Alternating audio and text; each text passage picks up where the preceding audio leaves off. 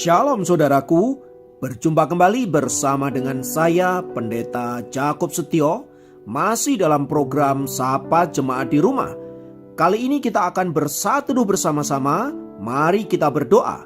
Bapa kami rindu, firman-Mu sungguh memberkati kami, dan biarlah melalui renungan firman itu, kami semakin dikuatkan, diteguhkan di dalam pengiringan kami akan Engkau. Kami siap diberkati, terpujilah nama-Mu kekal selama-lamanya. Dalam nama Yesus kami berdoa, haleluya, amin. Firman Tuhan, kali ini saya ambil dari Matius pasal yang ke-6 ayat yang ke-27. Saya ulangi, Matius pasal yang ke-6 ayat yang ke-27 berkata, "Siapakah di antara kamu yang karena kekhawatirannya dapat menambahkan sehasta saja pada jalan hidupnya?" Saudaraku yang dikasihi Tuhan, pernahkah Anda mengalami apa yang namanya kekhawatiran? Saya kira kita semua pernah mengalami kekhawatiran dalam hidup ini. Nah, apakah itu kekhawatiran? Dalam Kamus Besar Bahasa Indonesia, kata khawatir itu dideskripsikan sebagai berikut, yaitu gabungan dari rasa takut, cemas, bimbang akan sesuatu hal yang telah terjadi atau yang belum terjadi. Nah, sekarang pertanyaannya adalah, mengapa kita manusia bisa mengalami kekhawatiran? Saudaraku, semua itu terjadi karena dampak dari kejatuhan manusia ke dalam dosa. Sebelum manusia jatuh ke dalam dosa, manusia tidak pernah mengalami apa yang namanya kekhawatiran, ketakutan, kecemasan, dan lain sebagainya. Namun setelah mereka jatuh ke dalam dosa, maka kekhawatiran, ketakutan, kecemasan mulai melanda mereka. Itu artinya apa? Itu artinya akibat dosa. Untuk pertama kalinya manusia mengalami takut, cemas, rasa bersalah, dan lain sebagainya. Saudaraku, sadar atau tidak sadar, dosa telah menjalar ke dalam kehidupan manusia sedemikian rupa, bahkan menjangkau semua aspek kehidupan kita, termasuk rasio kita, hati nurani kita, emosi kita, dan kehendak kita. Karena itu tak heran bila manusia selalu hidup dalam kekhawatiran dan ketakutan dalam hidup ini. Nah, untuk mengatasi hal itu, umumnya manusia mencari solusi menurut pikiran mereka sendiri. Mereka berharap dengan solusi-solusi itu mereka menemukan kelepasan dari perasaan khawatir. Misalnya dengan senam, yoga, dengan meditasi, mengikuti kelas-kelas pelatihan, atau mengatur pola hidup sedemikian rupa agar terlepas dari apa yang namanya perasaan kekhawatiran dan ketakutan. Sayangnya saudara-saudara, tidak ada jaminan bahwa semua hal tersebut dapat menolong kita keluar dari perasaan takut dan khawatir tersebut. Nah, saudaraku, lalu bagaimana agar kita dapat mengalami kelepasan dari perasaan takut dan kekhawatiran itu? Tahukah saudara-saudara bahwa ketidakmampuan seseorang melepaskan diri dari kekhawatiran dapat menyebabkan masalah kejiwaan yang serius seperti stres, depresi, dan gangguan mental yang lainnya yang berujung pada kematian? Wow, mengerikan sekali tentunya. Lalu bagaimana kita mengatasi masalah ini? Saudara-saudara dikasihi oleh Tuhan, Alkitab memberikan solusi atau memberikan jawaban. Yesus berkata, "Janganlah kamu khawatir." Kata ini saudara-saudara sangat tegas dikatakan oleh Yesus untuk menunjukkan keseriusan Tuhan agar anak-anak Allah tidak perlu khawatir akan apapun dalam hidup ini.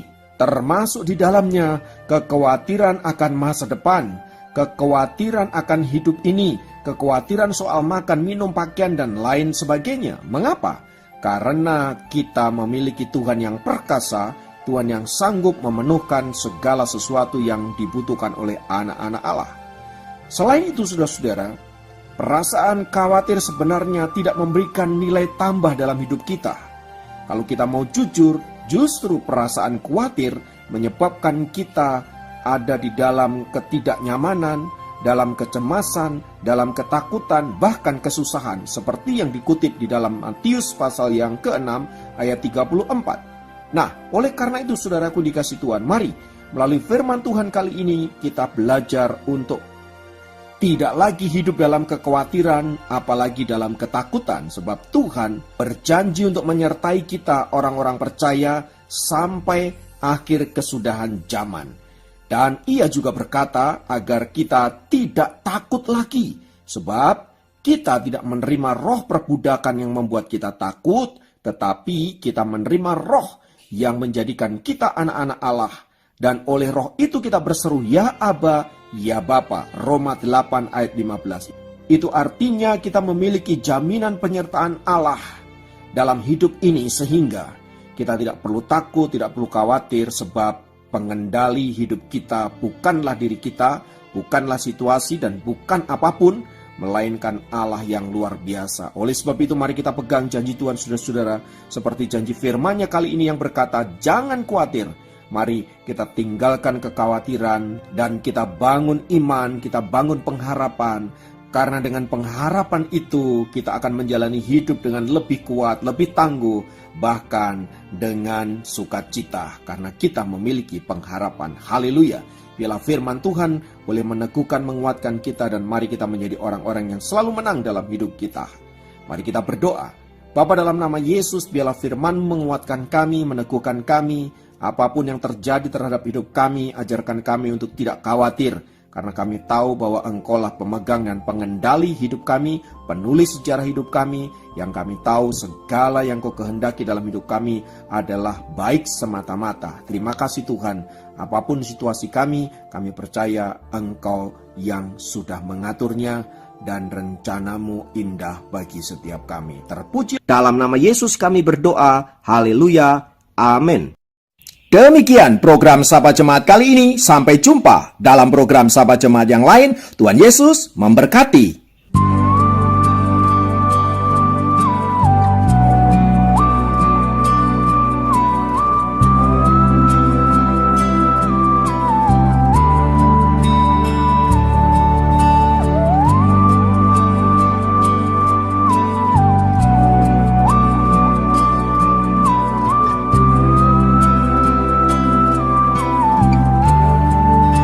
Memandang wajah-Mu, rasakan kasih-Mu,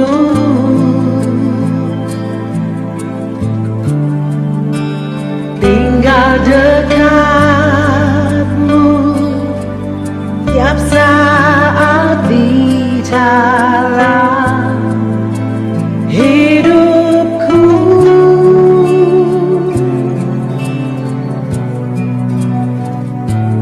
Bapakku yang baik, sangat ku cinta, kasih-Mu padaku semakin nyata ku rasakan. Kaulah Bapakku yang baik, penuh karunia, ku bersyukur selalu kepada-Mu, Bapa.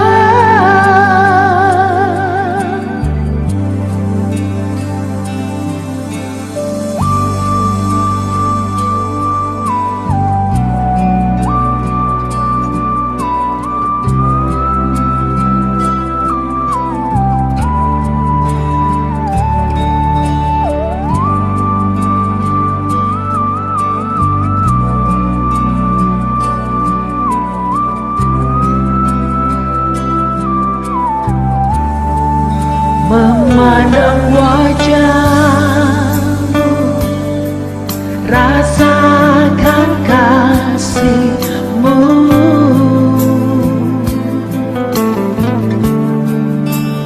tinggal